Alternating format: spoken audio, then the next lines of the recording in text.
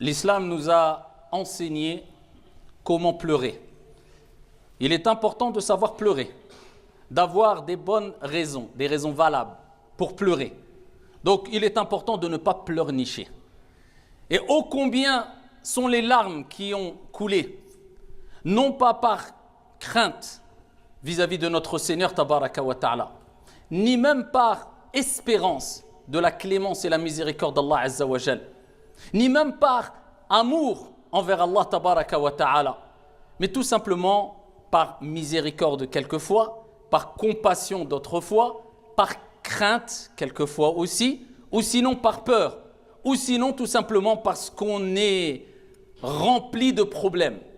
Et voilà que le cœur se compresse ainsi que la poitrine, et voilà que les larmes coulent, et abondamment. Et ô combien de fois on a pleuré, et ce n'est pas une honte de pleurer, et ô combien de fois on pleurera encore sûrement.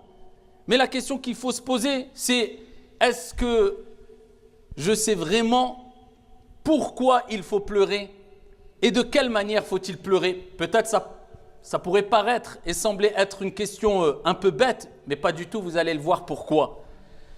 Parce que si on a bien compris l'importance de cette larme qui coule par crainte d'Allah subhanahu wa ta'ala, wallahi qu'on s'efforcera de pleurer, comme j'ai dit précédemment, non pas parce qu'on est plein de problèmes et de soucis et d'angoisse et de stress et de peur, mais par amour envers Allah subhanahu wa ta'ala. Et pourquoi pas? Comment ne pas pleurer pour Allah? Par espérance, par amour ou par crainte? Alors que le prophète alayhi salatu wassalam dans le hadith rapporté par At-Tirmidhi nous dit jamais, jamais, jamais un homme dont l'œil a pleuré par crainte d'Allah subhanahu wa ta'ala n'entrera en enfer. Jamais. C'est le prophète alayhi salatu wassalam qui nous dit.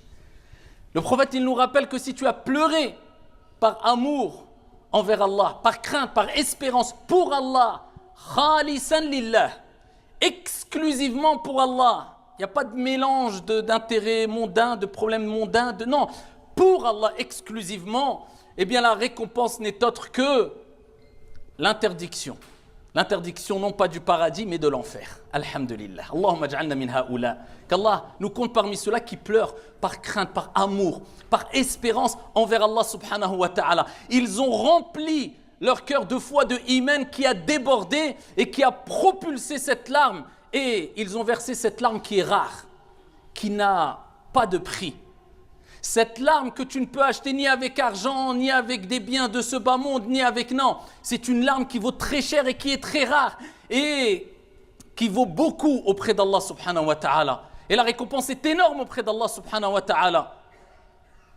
Mais malheureusement, on a tendance à pleurer pour autre chose parce qu'on n'a pas pris conscience de l'importance de pleurer pour Allah subhanahu wa ta'ala, par amour vis-à-vis d'Allah subhanahu wa ta'ala.